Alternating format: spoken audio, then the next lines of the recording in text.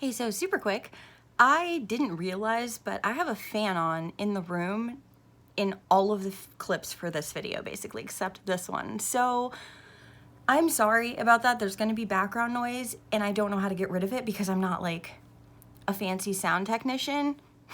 I don't know how to do anything to the sound. I'm sorry. It's maybe a little bit annoying, but it would have been a lot more annoying for me to have to go get all the books after I'd already put them back on the shelves and then bring them in here and refilm everything. So I'm really sorry. Please bear with it and me. I'm learning.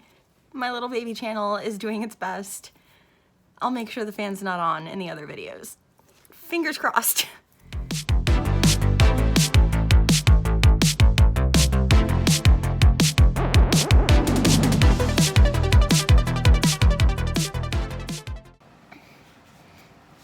Why did I put the biggest one on top? Ugh. This is how you do a still? You just stay still, right? Oh God, they're slipping. Oh, they're slipping. Oh, they're slipping. Oh no. Oh no. Oh shit. A battle wound. Battle wound from books. If you notice books missing here, no you don't. But try to guess which one is missing. I'll try to move so you can see them a little bit better.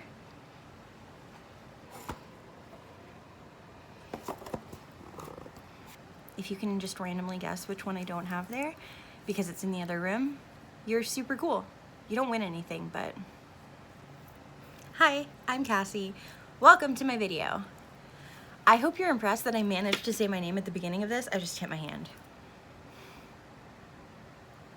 I just can't win. So today I thought it would be fun if I put together a little list of books that I wanted to read last year but didn't get to.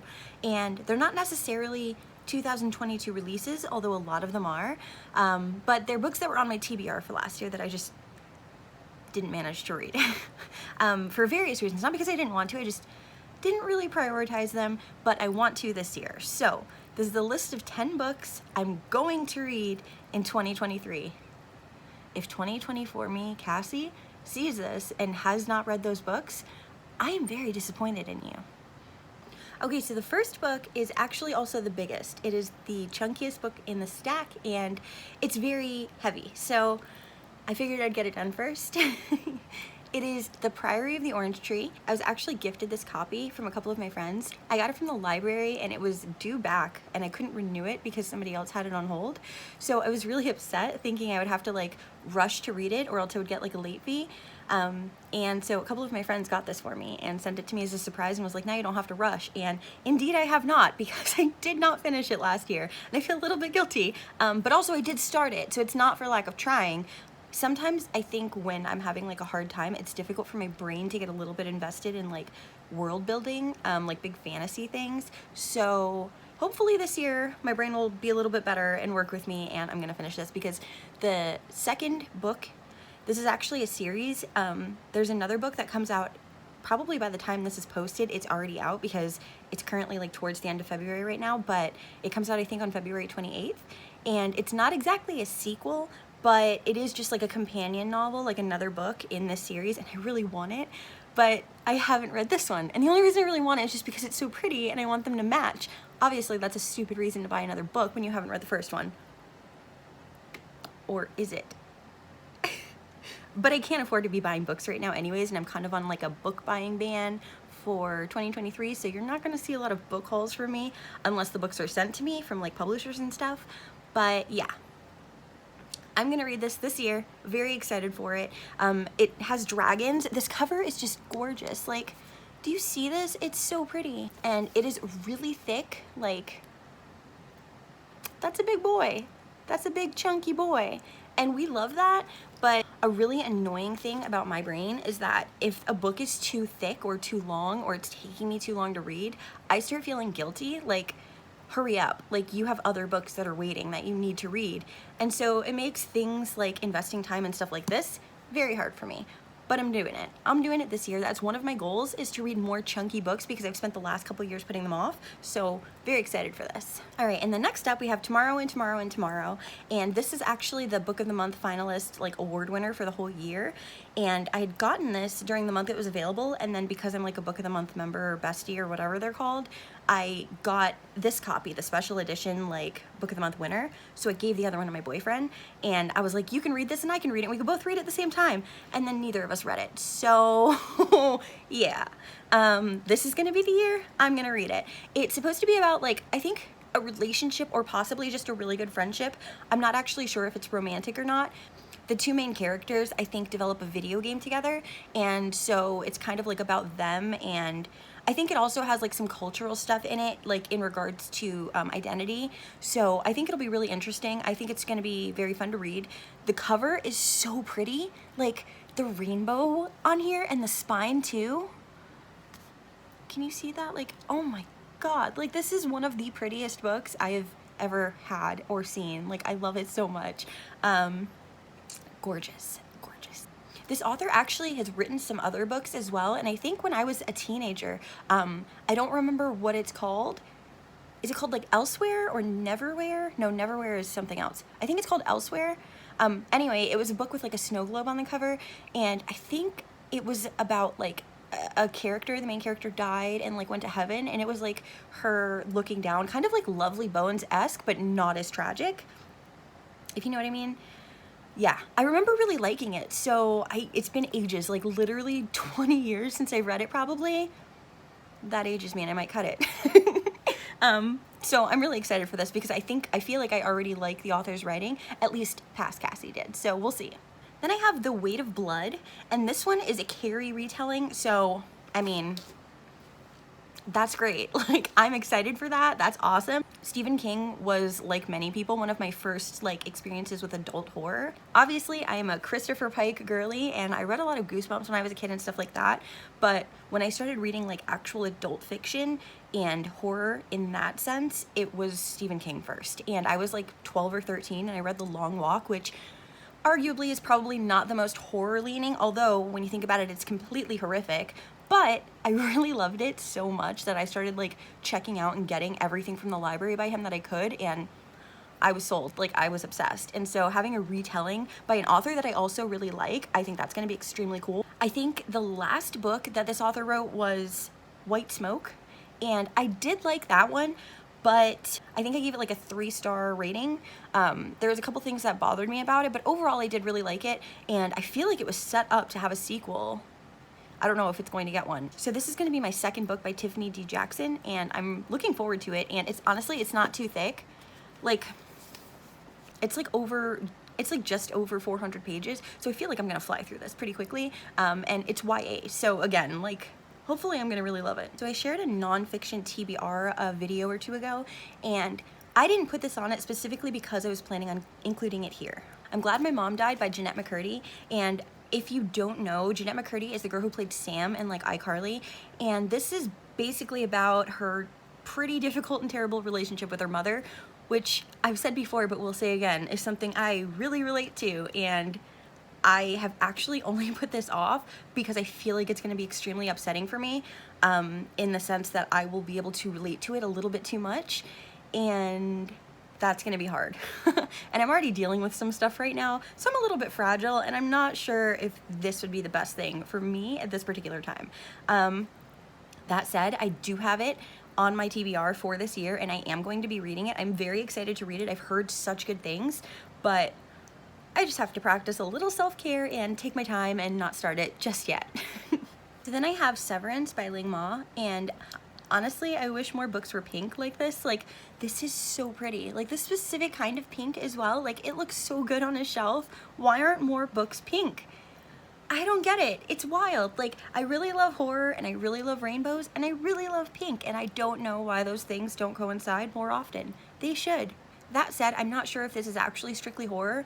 I'm in, like, this book club community Discord thing called Howls, and they actually did this as their book read, or like one of the monthly reads recently, and I didn't actually participate in that one because I think I was really busy. I was doing commissions or something that month. So this has been on my TBR since then, and I'm looking forward to it. It's supposedly about a pandemic and a woman who's just like living her normal like office job working life and is like content with that, I think.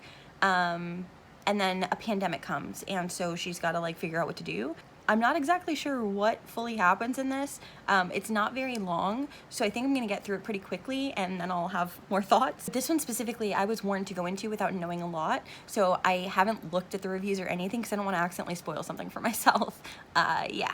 I do think it's cool that the book design, like a novel and like with this little like tear, like this detail, like I think that's really cool. Like I like when books look like they're like found objects or other things. Like, I don't know, I think it looks really neat. So I also have the 5th season, and this is the first book in the Broken Earth trilogy. I wanted to read this series for years, honestly, but I just never got around to owning it, and then I was sent the first 2 books, so that's exciting, and I'm very, very thankful to Orbit. So I'm definitely going to be reading those this year. I actually have the second one in the other room, and I'm going to be reading this one.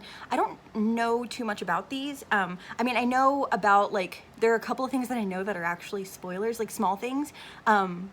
So I don't want to say something that I'm not sure if it's a spoiler or not, just because I watch videos of other people and that's what made me want to pick it up. But I'm not completely sure if this is sci-fi or fantasy, because I think it has like elements of both, and there can sometimes be a little bit of like a line, but we'll see. I'm really looking forward to it. I think I'm actually probably going to read this one next month or maybe in April. So my next 2 are actually by the same author, so I feel like maybe that's cheating a little bit, but I have them both on my TBR. I meant to read both of them last year, and I did not. So the first one is In My Dreams I Hold a Knife, and this is like a dark academia thriller, I think. It's got a murder, it's got secrets, it's got a dual timeline, sort of like 10 years later, here's what happens like after the first event. So those are things I really like, and I've heard mixed things about this one. Like some people say it's like one of their favorite books and they recommend it the most, and then other people say they completely hated it. So I don't know which side of the line I'm gonna fall on, but I'm looking forward to it either way. And then this one was actually sent to me by the publisher, The Last Housewife, by the same author, and this one came out I think toward the end of last year, maybe November, October, but I got a finished copy sent to me from Source Books, so thank you to them for that. And this cover, it is so pretty. Like to give me something so basic as hands and needle and thread and then make it look like a gorgeous sunset or sunrise, like genius, just beautiful. I love it. It's fantastic. And I think this one has to do with a sex cult. And initially when I got this, I didn't realize it was a sex cult. I thought it was just a cult. And then I watched a review video. I'm not actually sure whose video it was, but somebody mentioned like, oh, by the way, this is a fully sex cult. Like this is not just a normal cult. So that actually made me push it up a little bit more on my TBR, because that's got like, I don't know. I grew up like watching a lot of SVU, and so I don't know. I just like to read these kinds of books with like really weird twisted elements. I am who I am, sorry. We deal with trauma through hobbies. My healing involves reading a lot of fucked up books. So yeah, I'm not actually sure which of them I'm gonna read first, if it's gonna be In My Dreams I Hold a Knife or The Last Housewife. Oh, they rhyme. I wonder if she did that on purpose. In my dreams I hold a knife, The Last Housewife. What a good time. Yeah. Okay, and then next up, The Pallbearers Club by Paul Tremblay. And this is going to be my 3rd, I think, book by the author. And I've heard a lot of mixed things. Like, this was on a lot of people's worst books of 2022, I think. But it was also on a couple of people's best of lists. So, again, another very divisive book that I'm not sure on which side of the line I will fall, but I'm looking forward to finding out. And I've also heard that this one makes a better audiobook. Well, I don't know if I would say better, but I've heard that it's a very good it's very good as an audiobook. But then there are like little notes and stuff in the actual physical copy, and I'm not sure if those are in the audiobook or how it works. Like, so apparently this is like the story of a guy, and he's like telling a story about his past, and he's like, this is how this happened. But along the story, he has a friend who's also chiming in, and she's supposedly like giving like an alternate telling of events. Like, he'll say something and then she'll call him out on his bullshit and be like, that's not how it happened. That's what I've heard about this. I don't know what the actual plot is beyond that. That's basically all I know. So we'll see. We're gonna see if I hate it like a lot of people or if I love it like a lot of people. And then finally, I feel like I'm probably one of the only people who hasn't read Bunny yet. I know it's like a book talk favorite. I know it's a booktube favorite. I know a lot of people are obsessed with this book. I don't know why I have not read it yet. I think it's one of those cases of like, I'm a little bit worried that all of the hype surrounding it lead to me being disappointed. And that's silly. I tend to do that a lot with books that get really hyped, and I'm like always worried that I will be like the person who doesn't like it. And sometimes that does happen, but also sometimes it doesn't. Sometimes I am like absolutely basic, just like the rest of everybody, and I'm on board with all the popular shit. So I feel like this might be a case where I'm on board, but I'm a little bit worried that it might not. This is supposed to be like very weird and about like a group of friends and a girl, the main character, who becomes a part of that group and like the weird shit that happens. I don't always do super well with weird, and I love weird stuff, but my like autistic linear brain does not super like weird writing. Like, or at least in the sense of it being very like dreamlike maybe, I don't super dig with that. Like I can do bizarro, but I can't do like metaphorical, you know, like, I don't know. There's just some things that I don't like. And so when somebody says like this book is very like dreamy or dreamlike, I usually go into it with like a bit of hesitation, and that's the case here because I think I've heard a lot of people describe this as like weird and kind of like dreamlike. So yeah, I hope I really like it because I want to love it, and it's so cute. I have this edition which I don't think you can get anymore. It's like the hardcover. We're gonna ignore the fact that it looks like I've got a gross little fingerprint on there. Why do they always show up so well on the map books? That's gross. But yeah, so I have this edition, and apparently you can't get it anymore. I don't know why, like maybe they stopped printing it, but it's one of like the first printings, so that's cool. Obviously I've intended to read this for several years now. 2023 is gonna be my year, y'all. I am going to experience Bunny. So that's it. Those are the 10 books that I have meant to read in 2022, and for some of them before, and I just have not gotten to. But 2023 is the year. I'm gonna do it. I'm gonna read them. I'm very excited. It's only a list of 10. I tried to keep it small so that it would be very, very manageable for me to do. Yeah. If you've read any of those, please let me know. I don't know what order to read them in, and I'm very indecisive. So if you could tell me which one I should start with, I'd love that. I think I said my name this time, right? Just in case, I'm Cassie. Thank you so much for hanging out with me, and don't forget to like and subscribe. See you in my next video. Bye.